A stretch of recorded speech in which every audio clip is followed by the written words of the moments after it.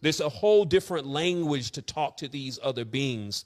And the oracles and the czars, they were the one, the mermaids, etc. They were the ones that spoke that language. So when they cut off their mother, like what you see Orion is sitting there, you know, he's hitting his mother Taurus. When they cut off their mother, they really could not actually continue to interface with all these high levels of knowledge and wisdom, because it takes a certain level of ground and power. But it doesn't mean that you won't be able to impress everybody on a type 1 civilization or like a third world.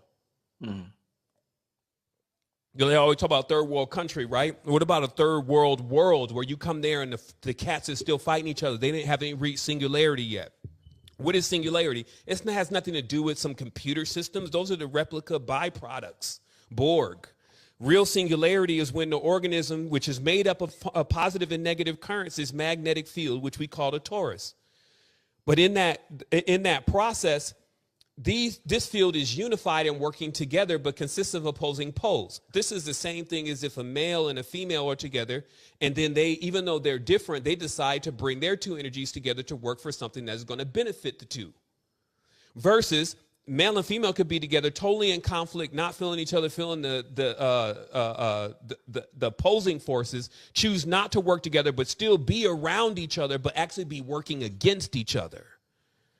You see, that's the easiest way to understand the field that you're talking about, because when you start thinking of positive and negative, you'll get caught up because you think negative is the bad one and positive is the good one. We went beyond that, right? Mm-hmm. But then most people never went beyond that because they're still trying to find the bad one and the good one.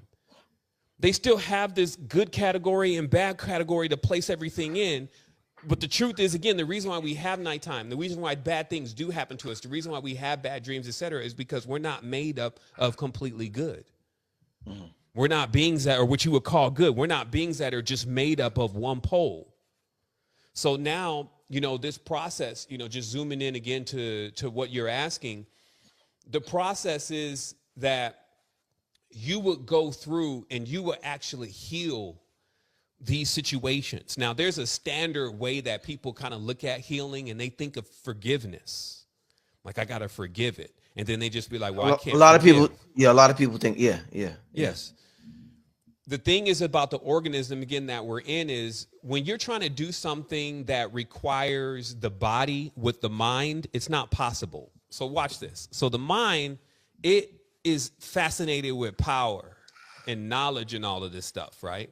Like the mind, if you let it tell you, it's the most powerful thing. And it can talk about all of that, but be put into a situation and start cowering itself. Because courage, it comes from the body. It comes from this, right? Like, so all this is like, now you got to go and do. That's why your hands are here. That's why your feet are here. You got to go and do what you were talking about. So you can say in your mind, man, I'm the most toughest. And then when a situation pop off, now your body is involved. You see what I mean? So the mind will be like, but because it's up to the body now to show how courageous it really is. You see what I mean? So this is where the mind has to be in alignment with the body, because folks be trying to like be just the mind and fly off. And the problem is that then they can never heal. Mm. See, it takes courage to come back in the body. That's why they be trying to leave. Mm. And the reality in the society, it perpetuates this leaving our responsibilities, leaving our creations. Mm. If we were the originals, we created everything. No different than something must have created us. No different than something must have created that until you get into the motionless, which we will not speak of. Like that was really the knowledge that they was like, this is the black goo. This is the dark matter. We don't talk about it because we know it's the access point basically to our infinite. It's like anytime we feel like something's not possible, we ping that and it overcomes everything. It's not something that we have to, this is kind of like why in Islam, in the truest tense of it, you don't draw pictures of God. You don't try to even call God, say God's name or nothing like that. It's something that's kept into like, no. Come on, we won't even assume that you would think you know what you were talking about in the state that you're in.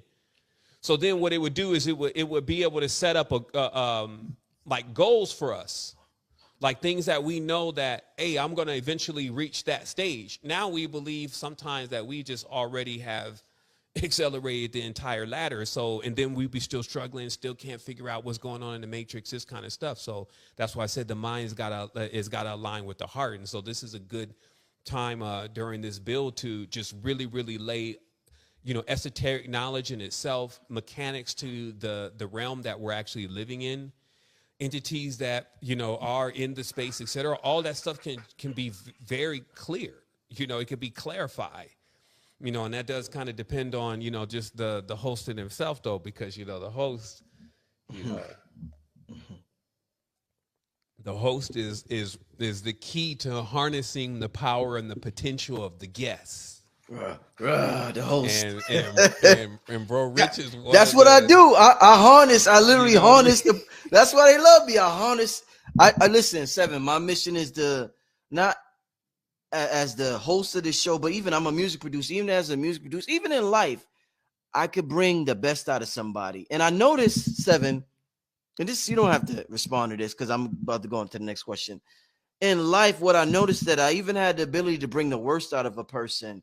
And that's when I realized my power. I could bring the best or the worst out of a person. So I choose to bring the best out instead of bringing the best because I know how to evoke emotion. That's one of my superpowers. I can evoke emotion. I could, you know, from somebody. I could draw it from somebody. So I'd rather draw the best than the worst out of somebody. yes. But I'm absolutely glad we started the way we started, my brother. I mean, the chat is absolutely super glad that with the way we started and you answered my question. Your name is Seven, though. I want to go into this, Seven. Your name is Seven. Powerful name. Powerful name. Seven is written all over the Bible. It's written in stories and movies. Seven this, seven that, seven this. If we start the days of the week with Sunday, Saturn, which they say is Saturday, becomes the seventh day. So seven Saturday. Seven is connected numerically to Saturn. So talking about Saturn and talking about time travel, because they say Saturn, they call Saturn Father Time. They say Saturn is connected to time. One of the things I noticed you said in the past, and I want to ask you about Saturn. It seems as though no matter what I talk about in the occult realm, Saturn pop out of nowhere. Whatever I talk, Saturn just seems to always pop up, no matter what I'm talking about. So if your name is Seven and Seven is Saturn, I heard you say before an ancient name for Saturn was Zervan. Am I right, sir? Zervan? Zervan, yes. Zervan. So this is something 90% of the population never heard of before. And when you said that, Seven, it made me do a little research, and I was researching on the internet, and it said that a Phoenician historian by the name of Sancoathon or something like that, who he's believed to lived before the Trojan War, recorded that the ancestors of the Phoenician was Cronus, which is Saturn, and they called Saturn Israel. Mm-hmm. That's some deep shit.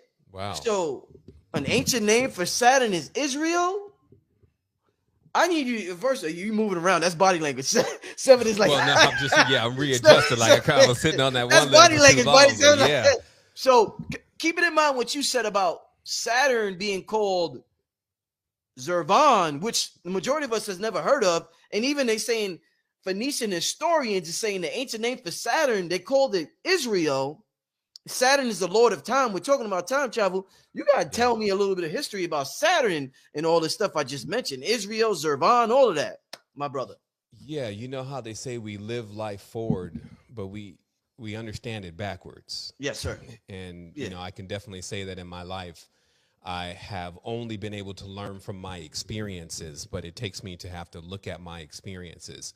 So even when we're kind of cruising through life and we're getting these names, because, you know, sometimes you get a nickname, you know, my first name is James. So what do all these names mean? Right? Like if James itself, it basically means son of Yah. Right? So what we've learned in the same, or not, if not identical, but very similar system to, what's his name? Lord It's a gentleman that you have on your show who's excellent with the numbers. Lord Strayhorn. Lord Yes, Strayhorn. Strayhorn. Lloyd Strayhorn. I'm sorry, Lloyd Yeah, Lord Strayhorn. Strayhorn, which is, you know, this ancient system of numbers, which is Joytisha, is so replete. It gives to me the best definition of what numbers can do and how how to really dissect the code today. So when I started looking at just the notion that, especially a first name, like the destiny number, the first name, the first letter, the first vowel, that you were able to basically get a superficial snapshot of what the person is like. Okay. And this is, of course, until they graduate the game. Because in itself, the game is a series of numbers from 1 to 9. So actually 7 is a secondary system. Like 9 is the real system. 7 is the absence of the two other colors, which is black and white. Okay. Right? So this is when you start understanding that numbers are actually entire archetypes within themselves, which host ideals that will always be present in the realm. They are like in themselves things that can be pinged because they signify the processes of the creation of life within this realm, right? And so it redundifies all the way down to the finest of forms. So what I assume happens is, because again, you know, like you would say your mother gave you the name, because your mother, as we've seen in the legalese and what goes on with, you know, how they even form a new entity and all of that with the legal system is that the mother is the informant. She's the one that's filling out the form. And so in that way, it's kind of like, well, the mother is going to be giving the name to the child.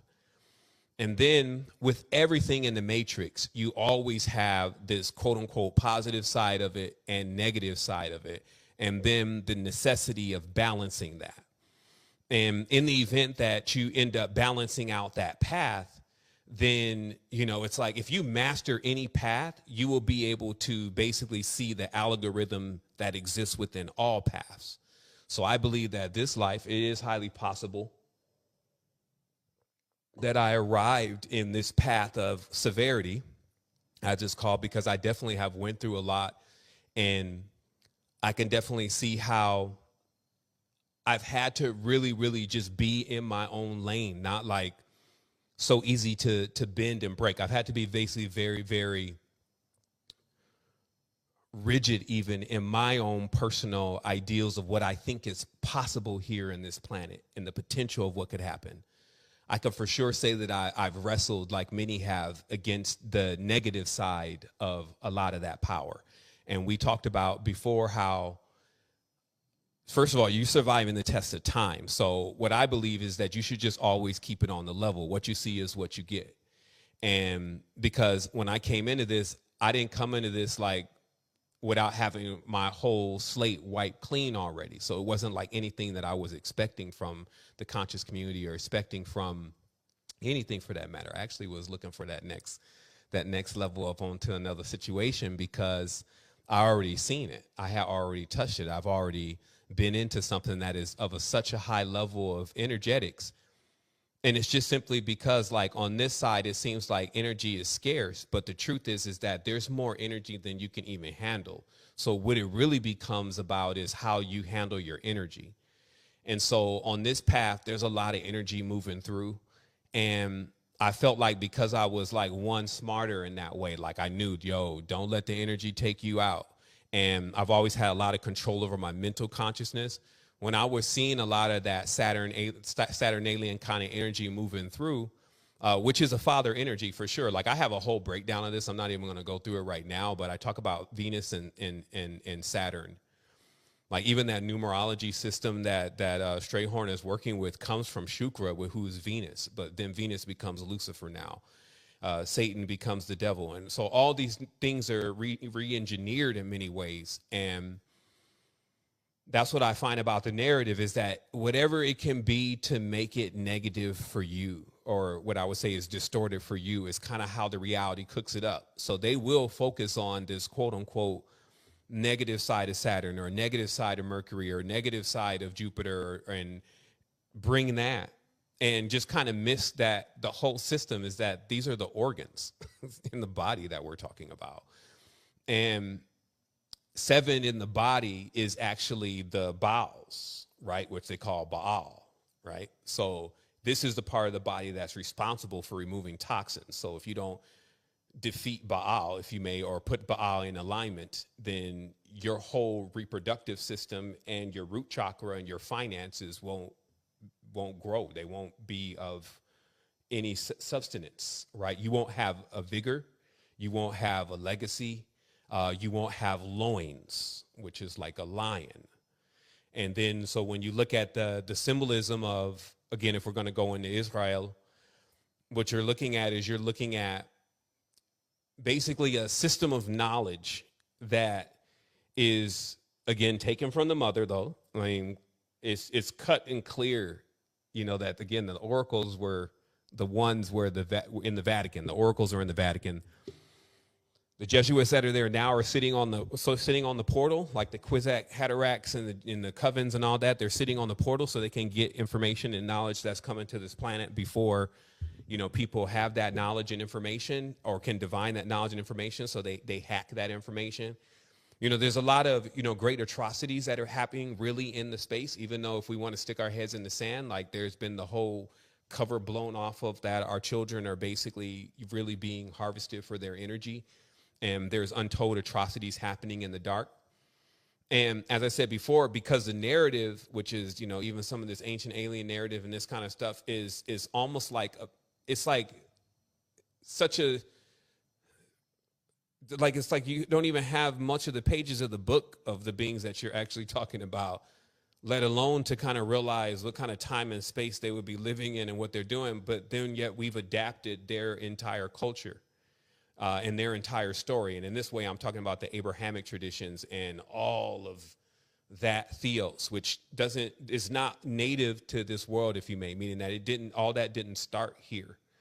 And so a lot of times we have to even ask ourselves, as I said, again, since you just in this little maximum 72-year turn, this time of existence, before, you know, you go into your next existence, you have to ask yourself if you want to spend your life actually doing the same thing that you already have seen somebody else do and fail and reach nothing.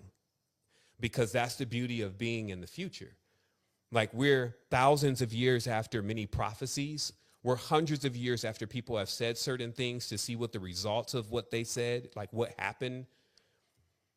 And so if we're examining such things, it should give us a really sound idea of where we should go, like what is really the truth and what we should be doing with our life and our soul. And I know a big part of that is for sure about caring, because it's a dead ringer that the reality, as I mentioned before, so how this planet works and how this organism works and how the atoms and everything work is that you actually, if you can connect to them, they are your protection. So it's almost like if somebody's coming and get to you, and it's just they've run, trees fall in their way, and you know stuff's not working, the stuff rusts, gas goes out of the car, the whole nine, because it's like all of nature, which is everything the planet is made out of. No matter what you're talking about, everything here is made from nature and just refined into something different, but it all comes from nature. So when you're connected to the planet, all those things are actually in service to you as you are in service to it, because you're actually connected to it. So when we become disconnected from the planet, we lose our protection, because our protection is the planet. It's not magic from a sense of like occult books, circles, spells, all these kind of things. All that stuff is called lesser grimoires. Any magician knows this. These are like the scraps from the table of a mage. And now we can, you know, I don't also like to talk over the head of anybody either, because obviously this is 14 years just in the public working with spiritual, occult, and esoteric knowledge. So for me, it would be a little bit different than the standard person, because the time that they spend even at work, I spend that time reading through something and connecting things. That's why we all work together, because then I can just tell you what I know and I can bring you up to speed. And you will have to trust that, well, shoot, you know, he's going to obviously be a little bit more exact because he has the time to spend in it. So that's how we used to do it in ancient times. We would technically pay somebody to go out to the woods and don't contact anybody and just keep getting stronger spiritually. We would take care of them and let them do their thing, especially if they showed they had an affinity for it, because these beings were, of course, very, very valuable. Because now, if you think about what I was saying before earlier about a type 3 civilization, what is it, or type 2, what is it to communicate with a star? A star is a vibratory frequency. And we already understand now that every vibratory frequency, which is light, which is memories, it contains data. So when you start being able to actually extract data from stars, not energy, because I know someone immediately was like, well, shoot, if the sun is there and we can get solar power, what kind of power can we get from other stars and they're so dim? Exactly. It wouldn't be that kind of power, that like that raw power you're going to use to power a vehicle. It's actually data and information. And what you would have to do first, though, is you would have to put your vehicle in the condition that when you receive that information, that your vehicle just didn't go into all-out warfare with itself. You see what I mean? That's like when you talk about mental health, this is mental warfare going on. And it's the proponent is that the God that is in this realm right now, his name is war. So you go to work